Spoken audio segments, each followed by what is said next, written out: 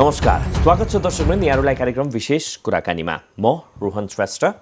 विशेष कुराकानीको आजको यस श्रृङ्खलामा हामी मुलुकको पछिल्लो अवस्थाको विषयमा, पछिल्लो राजनैतिक खिचातानी सरगर्मीको विषयमा कुराकानी गर्न गइरहेका छौँ। त्यसको लागि आज हामीसँग हाम्रो स्टुडियोमा हुनुहुन्छ ऐतिहासिक प्रजातान्त्रिक जनता पार्टी नेपालका अध्यक्ष बद्री नारायण ठाकुर आज हामीसँग हुनुहुन्छ।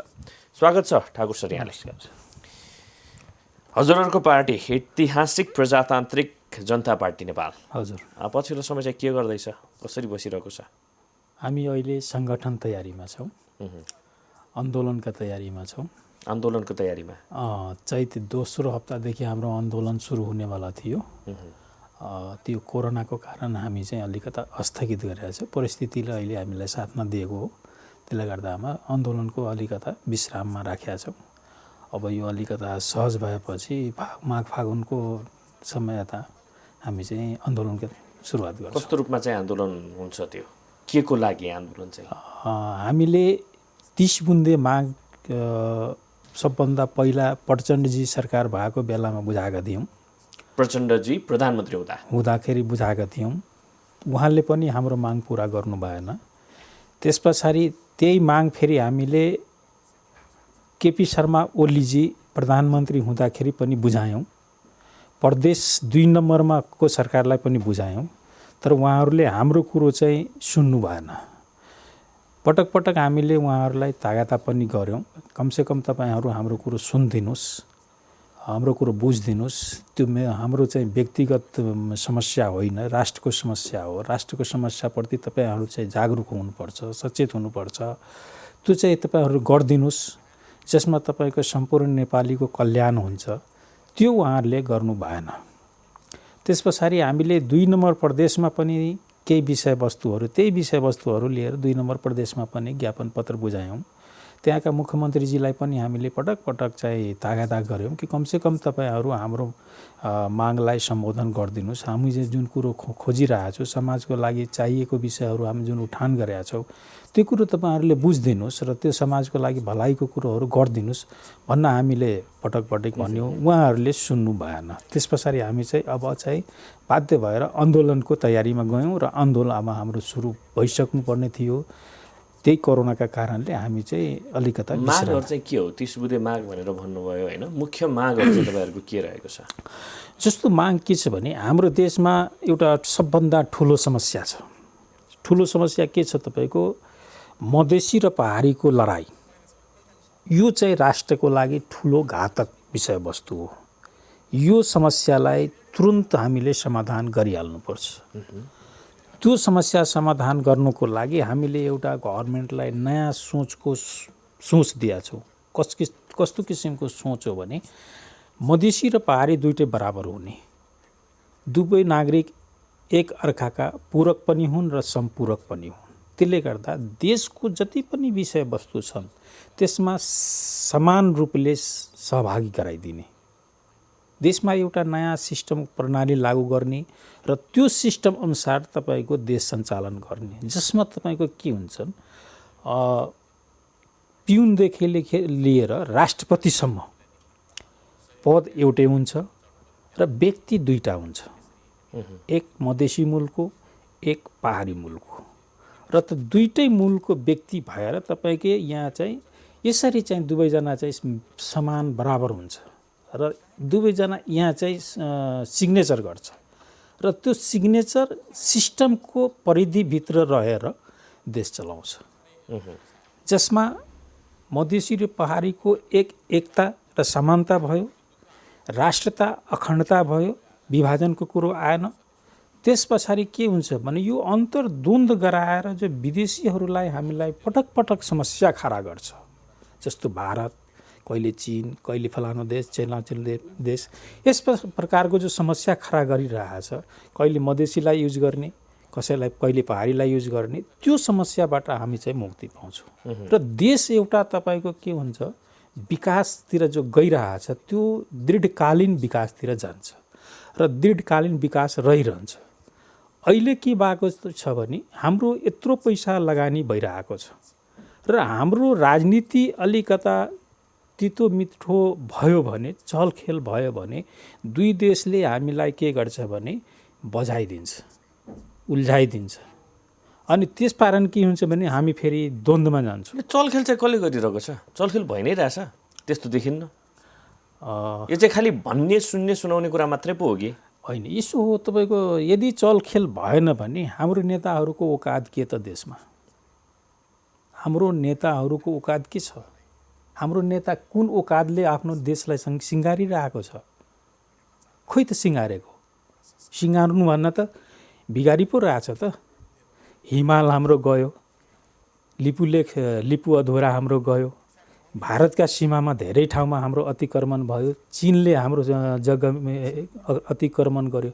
के गर्यो त नेताहरूले? हाम्रो नेताहरूले के गरिरहेछ त? यो कुरो त राजनीति हिसाबले एउटा नागरिकको नाताले जुन हाम्रो शरीरमा नेपाली रगत छ त्यसको नाताले पनि त रक्षा गर्नुपर्ने हो नि त। तर के भने हामीसँग एउटा ठुलो समस्या के छ भने हामी गुलाम देशका बादशाह जनता हौँ। गुलाम देशका बादशाह जनता हौँ र यही जनता भएर हामीले पञ्चायत पनि हेऱ्यौँ, राणाकाल पनि हेऱ्यौँ, प्रजातन्त्र पनि हेऱ्यौँ, अहिले गणतन्त्र लोकतन्त्र पनि त्यही आयो। सुधार के पनि भएन। जुन एउटा नेसनलिटी सुधार हुनुपर्ने हो, राष्ट्रियताको सुधार। किसिमको गुलाम देश भनेर तपाईँले चाहिँ भनिरहनु भएको छ। ल म अब यसलाई अलिकता प्रश्न गरिदिउँ। नेपाल जब कि कहिले पनि कसैको पनि अधीनमा चाहिँ बस्न सकेन, त्यही भएर तपाईँ गुलामको आरोप लगाइदिनुहुन्छ नेपाल? ल म अब तपाईँलाई भन्छु, हेर्नुहोस्, राजा पृथ्वीनारायण शाह देशलाई एकीकरण गर्नुभयो, ठिक छ। उहाँको एउटा हामीले जन्मौँसम्म चाहिँ हामीले स्मरण गरिराख्नुपर्ने अवस्था छ हो। त्यस पछाडि राजा त्रिभुवन वीरविक्रम शाहदेव जब तपाईँको राजगतिबाट अप्रस्त हुनुभयो, भारतका उसमा एम्बेसीमा जानुभयो र भारतै पुग्नुभयो सुन्नेअनुसार, त्यतिखेरदेखि हाम्रो देशको अस्तित्व के छ त? घुमिफिरी चाहिँ त्यही भारत, कहिलेकाहीँ चाहिँ चीन, त्यो सिवा त केही पनि छैन। अझै पनि हाम्रो टाउकोमा टेकेर भारत र चीनले हामीलाई गुलाम बनाएको छ, सबै थोकमा गुलाम छ। हाम्रो सरकार बन्दाखेरि पनि भारतलाई सोध्नुपर्ने, हाम्रो सरकार बन्दाखेरि तपाईँ आरोप लगाइरहनु भएको छ, सङ्गीन आरोप लगाइरहनु भएको छ मुलुकमाथि, राष्ट्रियतामाथि। म क्लियर गर्दैछु। जस्तो तपाईँको कहिले चीनका चाहिँ दूतहरू हामी कहाँ आउने? हाम्रो पोलिटिकल पार्टीहरूलाई चाहिँ अलिकता तेरो मेरो गराइदिने। चीनका दूत आउनै नहुने त होइन नि, यसले त झन् भारतबाट कोही आउनै नहुने त होइन नि, अमेरिकाबाट कोही आउनै नहुने त के का आधारमा तपाईँले चाहिँ हामी चलायमान छौँ, अरूले चाहिँ चलाइरहेको छ भनेर भनिरहनु भएको छ? हेर्नुहोस्, अहिले भर्खरको परिस्थिति तपाईँले देख्नुभयो होला, हाम्रो देशका जुन प्रधानमन्त्रीजीहरू अहिलेको भन्दा योभन्दा पहिलाका प्रधानमन्त्री बन्नको लागि भारतलाई गुलामी गर्न जानुपर्थ्यो। भारतले स्वीकृति दिएपछि नेपालमा प्रधानमन्त्री बनेको थियो। धेरै यस्ता उदाहरण हुन्छ, छ कि छैन हामीसँग? त्यो कुरो चाहिँ हामी तोड्नुपर्छ। अलिकता केही हल्कासा टुटेछ, यो बिचमा हल्कासा टुटेको छ, फेरि त्यही बाटो, पुरानै बाटोमा हामी जाँदैछौँ। पहिला हामीले भारतको गुलाम बनेर बाँचेका थियौँ, अहिले चीनको गुलाम भएर बाँच्न बाध्य भइरहेछौँ हामी। त्यसले गर्दा हामी गुलाम देशको बादशाह कहिले पनि हुनु हुँदैन। हामी नेपाली हौँ, सक्षम नेपाली हौँ, अठोट नेपाली हौँ, स्वाभिमानी नेपाली हौँ भनेर हामी चाहिँ बाँच्नुपर्छ। स्वाभिमानी नेपालीको कुरा गरिरहँदाखेरि मुलुक टुक्रियाउने कुरा त तपाईँ आफै गरिरहनु भएको छ।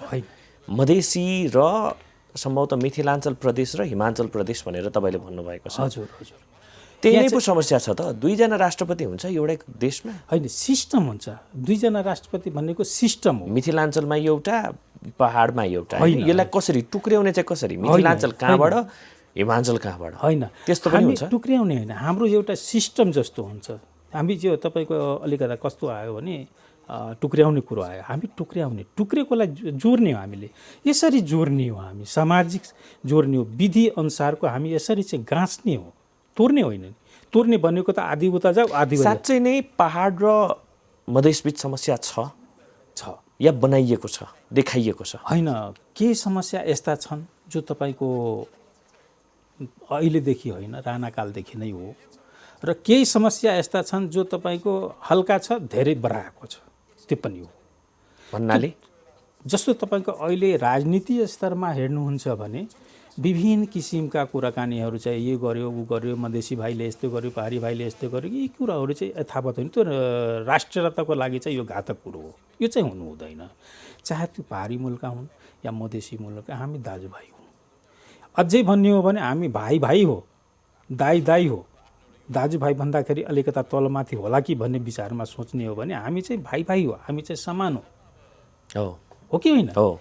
त्यो अलिकता तल र माथि केही हाम्रा देशमा केही यस्ता तत्त्वहरू छन् जो विदेशीका दलाल हुन्, जो त्यो दलालले हामीलाई एकता हुन दिइरहेको छैन, सामाजिकता समानता हुन दिइरहेको छैन, राष्ट्रियतामा खलबल बराबर गराइरहन्छ।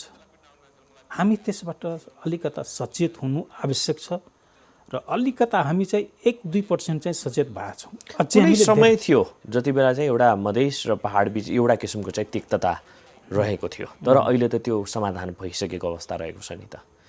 सम्भवतः मधेसी जनताले पनि यो बुझिसकेका छन् र पहाडी जनताले पनि धेरै हदसम्म बुझिसकेका छन्, समग्र रूपमा नेपालले बुझिसकेको छ। होइन, अहिले तपाईँको त्यो समस्या जुन पहिला थियो त्योभन्दा अझै बढी भयो।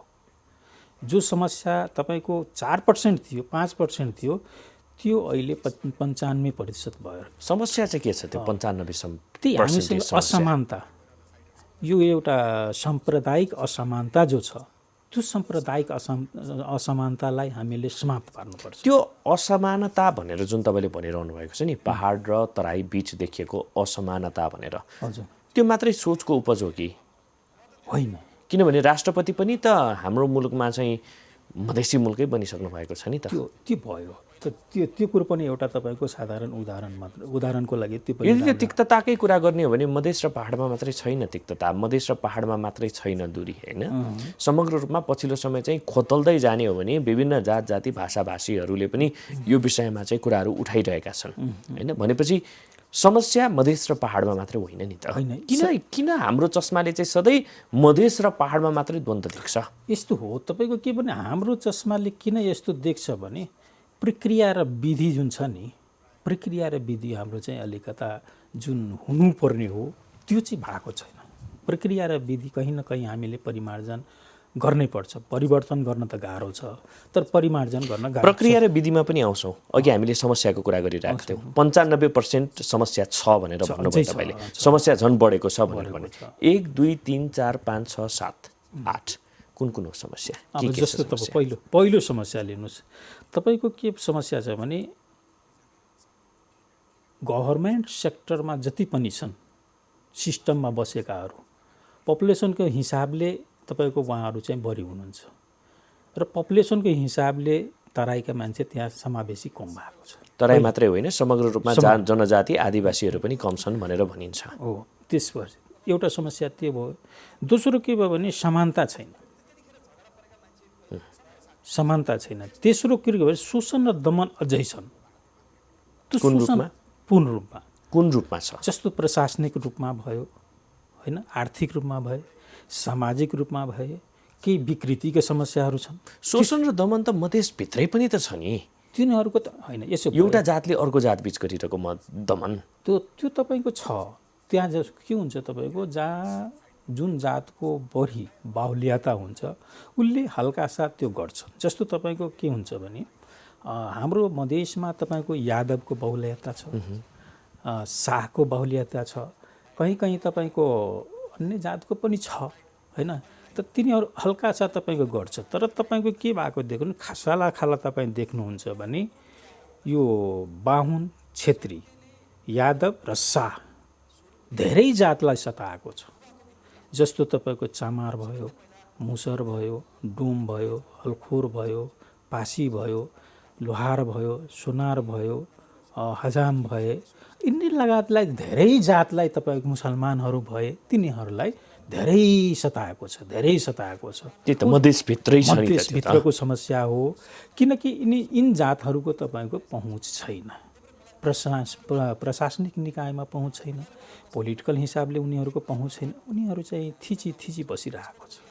तर मधेसबाटै आउने नेताहरूले त राम्रै पोजिसन चाहिँ होल्ड गरेर बसेका छन् त राष्ट्रिय राजनीतिमा निकै नै महत्त्वपूर्ण स्थानहरू चाहिँ ओगट्नुहुन्छ उहाँहरूको भर्डिक्ट काउन्ट हुन्छ त्यो पनि त एउटा चाहिँ रियालिटी छ नि त्यही भएर समस्यालाई त्यसरी हेर्ने भन्दा पनि समस्यालाई चाहिँ समग्र रूपमा एउटै बास्केटमा पो राखेर हेर्ने हो कि त्यसो कसो भयो भने तपाईँको मधेसका नेताहरू वास्तवमा तपाईँको अन्त आए त अल्पकालीन आए कि दीर्घकालीन आए यति समय कि गिरिजा प्रसाद कोइराला आफै पनि त मधेसका हुन् नि होइन गिरिजा प्रसाद कुनै बेलाको कुरा गर्ने हो भनेदेखि अब यत्रो चाहिँ हामीले चाहिँ यो संहिताको लडाइँको कुरा गरिरहेका छौँ लोकतान्त्रिक अभ्यासको कुरा गरिरहेका छौँ उहाँ त की फ्याक्टर पनि हो यदि त्यही कुरालाई हेर्ने हो भने त उहाँ आफै पनि उहाँ आफ्नो टाइम यदि तराईका हुनुहुन्छ भने उहाँले तराईको लागि के गर्नुभयो त मधेसका नेताले तराईका लागि के गरे बाँकी अरू लोकतन्त्रपछि गणतन्त्रपछि स्थापित भएका नेताहरूले मधेसका नेताहरू तपाईँको 2-4% अलिकता काम गरेको छ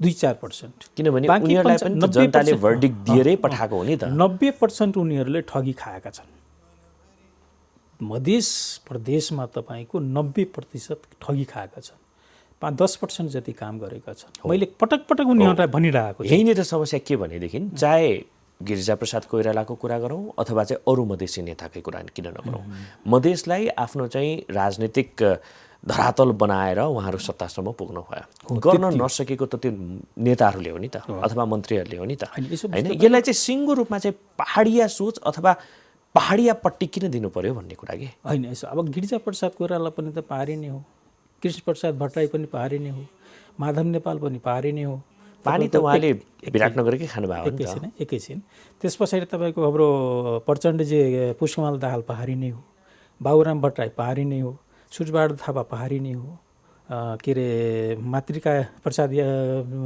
कोइराला पनि पहाडी नै हो हाम्रो मधेसका नेता प्रधानमन्त्री को भयो त सिस्टमेटिक हेर्नुहुन्छ भने भएको छैन नि अहिलेसम्म कमसेकम हुनुपर्छ समय आउँछ नि त होइन सुन्नुहोस् न अब समय आउँछ भने एकातिर हामीले त्यो कुरा हेरिरहेछौँ भने समय आउँछ अर्कोतिर मधेस तपाईँको पतझर भइसक्यो कटिपतङ्ग भइसक्यो मधेसमा के छ जस्तो तपाईँको हेर्नुहोस् मधेसका शिक्षाका स्तर कति स्तरहीन भइसकेछ स्वास्थ्यका स्तर कतिहीन भएको छ तपाईँको गरिबी जो तपाईँको 5% थियो त्यो अहिले 95% भइसकेको छ बेरोजगारी तपाईँको 10% थियो त्यो अहिले 100% बेरोजगारी भएको छ के छ र मधेसमा त केही पनि छँदै छैन होइन केही तपाईँको पहाडका मूलका साथीहरूले चाहिँ लुटेर ल्याए र केही तपाईँको मधेसका साथी जो नेताहरूले बाँडेर यहीँनिर एउटा अब्जेक्सन के भने कुनै व्यक्तिहरूको कारणले गर्दाखेरि निम्तिएको समस्यालाई समग्र रूपमा हामी मधेसी र पहाडी भनेर किन हेर्छौँ भन्ने कुरा के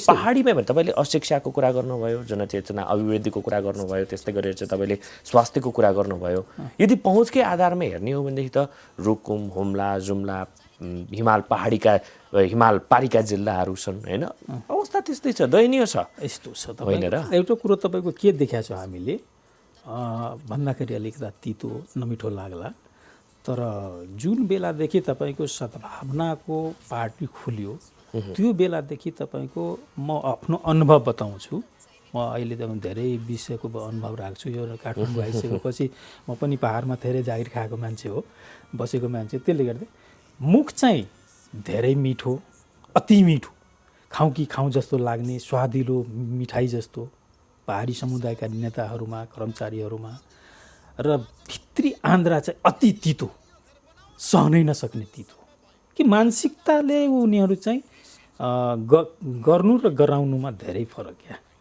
यस्तो मानसिकता मधेसमा अथवा चाहिँ हिमालमा हुँदैन होला र मानसिकताको दोष सिङ्गो प्रदेशले अथवा चाहिँ सिङ्गो एउटा चाहिँ एउटा भूगोलले किन बिहोर्नु पर्ने अब म भन्छु तपाईँको हेर्नुहोस् हाम्रो तराई मुलका सिडिओ साहब पहाडमा जानुभयो भने उहाँले पाएको स्वागत र तपाईँको पहाड मुलका सिडिओ साहब हाम्रो जिल्लामा जानुभएकोमा उहाँले पाएको स्वागत धेरै फरक हुन्छ म एउटा उदाहरण दिउँ तपाईँलाई पहाडी मध्ये सबै अलिकता गलत सोचकै हुन्छ भन्ने कुरो छैन यो सिडिओ साहबभन्दा पहिला एकजना हाम्रो सिडिओ साहब जानुभएको थियो यति राम्रो मान्छे 5 वर्ष 10 वर्षैसम्म त सिडिओ साहब भएरै बसोस् भन्ने हामीलाई फिल भएको थियो कोही मान्छे यस्तो पनि थियो že एकै दिनमा कुनै कामले गएको थियो त्यसलाई हक्कारेर चाहिँ त्यसको भोलिकैपल्ट सर्व गराउनु पर्ने बाध्य भयो। त्यस्तो पनि मान्छे हुन्छ नि त। किनभने गलत मानसिकताको मान्छे जो त्यहाँ पुग्छ भने उसले तपाईँको खराबी गर्छ र राम्रो मानसिकताको मान्छे पुग्यो भने त्यो तपाईँको राम्रो गर्छ। व्यक्ति विशेषको मानसिकतालाई मैले भन्न खोजेको यही हो कि व्यक्ति विशेषको मानसिकतालाई राम्रा मान्छे पहाडमा पनि छन्, राम्रा मान्छे हिमालमा पनि छन्, राम्रा मान्छे तराईमा पनि छन्, नराम्रा मान्छे तराईमा पनि छन्, नराम्रा मान्छे पहाडमा पनि छन्, नराम्रा मान्छे हिमालमा पनि छन्। भनेपछि त्यो राम्रो र नराम्रोको चाहिँ जुन कसी छ नि होइन, त्यसमा चाहिँ हामी एउटै मात्रै चस्माले एउटै मात्रै पट्टी बाँधेर चाहिँ के हेर्छौँ भने यो मधेसी हो, यो पहाडी हो, त्यसलाई चिर्ने बेला भएन र तपाईँ आफै नै मिलाउनु पर्छ भन्ने कुरा गर्नुहुन्छ होइन। तर दोष फेरि हाम्रो आफ्नै चस्मामा पनि छ कि हाम्रो तपाईँ अब दुईटा कुरा गर्नुहुन्छ होइन। एकातिर चाहिँ मिथिलाञ्चल बनाउनु पर्छ र अर्कोतिर चाहिँ हिमाञ्चल बनाउनु पर्छ प्रदेश भनेर कुरा गर्नुहुन्छ। त्यसले त एउटा किसिमको बिचमा रेखा त खिच्यो नि त, एउटा ध्रुव त खिच्यो नि त। तपाईँ एकातिर मिथिलाञ्चलको राष्ट्रपतिको कल्पना गर्नुहुन्छ, अर्कोतिर हिमाञ्चलको राष्ट्रपतिको कल्पना गर्नुहुन्छ। यसले फ्र्याक्सन ल्याएन र सोच त तपाईँले पनि परिवर्तन गर्नुपर्ने हो कि। सम्भवतः त्यही कारणले गर्दाखेरि होला तपाईँको 30 बुँदे माग। ल हेर्नुहोस् अब के भन्नु भने न हामीलाई मिथिलाञ्चल राष्ट्रपति चाहिएको छ, न हामीलाई हिमाचल राष्ट्रपति चाहिएको छ, हामीलाई नेपाली राष्ट्रपति चाहिएको छ। नेपाली राष्ट्रपति भनेको के हो भने सिस्टोमेटिक यस्तो सिस्टममा जाने हो जहाँ दुईटा व्यक्ति एउटा राष्ट्रपति हुन्छ। व्यक्ति एउटा हुन्छ, व्यक्ति चाहिँ दुईजना हुन्छ र पद चाहिँ एउटै हुन्छ, तर सिस्टममा दुईटैको बराबर सिग्नेचर हुन्छ। जहाँ तपाईँको अन्तर्द्वन्द्व जो छ, एउटा मिथिलाञ्चलबाट राष्ट्रपति हुन्छ, अर्को हिमाञ्चलबाट राष्ट्रपति हुन्छ। राष्ट्रपति पद एउटै हुन्छ, व्यक्ति चाहिँ दुईटा हुन्छ। जस्तो तपाईँको सिडिओ छ, सिडिओ साहब एकजना मिथिलाञ्चलको सिडिओ हुन्छ, अर्को हिमाञ्चलको सिडिओ हुन्छ। अनि सिग्नेचर चाहिँ त्यस प्रकारका देशमा सिस्टम ल्याउनु पर्यो। त्यो सिस्टम आइसकेपछि विश्वको कुनै मुलुकमा यस्तो प्र्याक्टिस छ? तपाईँले कुरो गरिहाल्नु। अब हामी के हुन्छ नि, विश्व तपाईँको आजभन्दा 500 वर्ष धेरै पछाडि थियो कि थिएन? एकदमै। हामी चाहिँ के अरे हातै नधोइकन खाना खान्थ्यौँ होइन। अहिले हामीले हात मात्र नधोइकन सेनिटाइजर लगाएर बकाइदा 2-3 चोटि हात धोएर खाना खान्छौँ। भनेपछि यो त अलिकता मानसिक चेतना आएपछि जसरी मानिसको आवश्यकता हुन्छ, महसुस हुन्छ, त्यसअनुसार चाहिँ मानिसमा चेतना बढ्छ, त्यही अनुसारको उसले चाहिँ आफ्नो आवश्यकता भन्नाले विश्वकै पुच्छर समात्नु जरुरी भएन। हामीले राम्रो हुनको लागि चाहिँ आफैले पनि केही बनाउनु पर्यो भन्ने तपाईँको तर्क। जुन हाम्रो देशमा एउटा जुन ठुलो समस्या छ नि, यो तपाईँको यो खाडललाई पुर्नुपर्छ। यो खाडललाई यदि हामीले पुर्न सकेनौँ भने तपाईँको हाम्रो देश कहिले पनि उभो पनि लाग्दैन र दीर्घकालीन त्यसले त झन् ठुलो खाडल ल्याउँदैन। अब त मुलुकै दुईटा पनि जस्तो होइन। सिस्टममा तपाईँको मुलुक एउटै हुन्छ, मुलुक दुईटा हुँदैन, व्यक्ति दुईटा हुन्छ। जस्तो तपाईँको म एउटा उदाहरण दिन्छु। श्रीलङ्का, हामीले रामायण कहिलेकाहीँ पढ्छौँ। श्रीलङ्का तपाईँको स्वर्ण श्रीलङ्का थियो कि थिएन? अनि त्यहाँ के भयो, तपाईँको त्यो रावणको अभिमान भनौँ न, रावणको अभिमान बढी भयो। अभिमान घमण्ड बढी भएको कारणले उसले आफ्ना भाइ भतिजालाई वास्ता गरेन। त्यसमध्ये अलिकता सचेत जो थियो तपाईँको विभीषण, त्यो विभीषणले के गर्थ्यो त, रावणको विरोधमा गए। रावणको विरोधमा गइसकेपछि के भयो त, ऊ रामलाई सहारा माग्यो, राम सहारा दियो। राम सहारा दिइसकेपछि उसको फलिफाप के भयो त, लङ्का नै ध्वस्त भएर गए। हामी त लङ्का जस्तो ध्वस्त हुने हो कि मानव प्राणी भएर बाँच्ने हो, नेपाली भएर बाँच्ने हो, सामाजिक प्राणी भएर बाँच्ने हो? समस्या यहाँ छ। विगतको हाम्रो बाबुबाजेले गरेको गल्ती जो छ त्यसलाई हामीले सुधार्ने हो कि त्यसलाई फेरि त्यसरी यही सिस्टममा सुधार्न सकिन्न है? धेरै गाह्रो छ, धेरै गाह्रो छ। हामी यो सिस्टममा झन् द्वन्द्वमा जान्छौँ। सुध्रिनको लागि मिथिला र हिमाञ्चल अथवा हिमाली प्रदेश अलग हुनैपर्छ होइन। सिस्टम त्यस्तो होइन। हामीले तपाईँको अलग हुनुपर्छ भनेको होइन। सिस्टम यस्तो आउनुपर्छ जो तपाईँको त्यस संसारको चल्नुपर्छ। जस्तो तपाईँको राष्ट्रपति 2जना, प्रधानमन्त्री 2जना, हरेक 2-2जना भएपछि त कुरै सकिहाल्यो। प्रत्येक व्यक्तिमा व्यक्ति पद एउटा, व्यक्ति दुईटा हुनुपर्छ, पहिलो कुरो। दोस्रो कुरो अहिले के छ भने तपाईँको प्रायः जसो ठाउँमा हाम्रो उत्तरी भेगका साथीहरू चाहिँ वर्चस्वमा छन् र दक्षिणी भेगका साथीहरू चाहिँ के गरेछ भने अलिकता पीडित छन्। अनि त्यो पीडालाई के गरेछ 2-4 जना मधेसी दलालहरू जो छ त्यसले उसलाई चाहिँ तल र माथि दुई हातमा चाहिँ बल खेलाए जस्तै खेलाइरहेछ। कहिले मधेसीलाई मराउँछ, कहिले पहाडीलाई मराउँछ। कतिको त राष्ट्रियता हो त, होइन नि? एउटा मधेसीले एउटा पहाडीलाई मार्नु राष्ट्रियता होइन नि, एउटा पहाडीले एउटा मधेसीले मार्नु राष्ट्रियता त होइन नि। किनभने दुई त दाजुभाइ हो नि त, बाँच्ने त सबै हो नि त नेपालीमा। नेपालमा बसेपछि त सबै नेपाली हो नि त हामी। अरू मुद्दा के छ? जस्तो तपाईँको यो एउटा समस्या भयो, एउटा समस्या त्यो मूल समस्या यही भयो। यसलाई हामीले के एउटा विधि बनाएको छ भने कमसेकम देशमा एउटा संविधानमा सुधार गर्नुपर्छ भनेर हामीले भनेका छौँ। संविधानमा सुधार गर्दाखेरि देशमा यस प्रकारका सिस्टम आउनु पर्यो।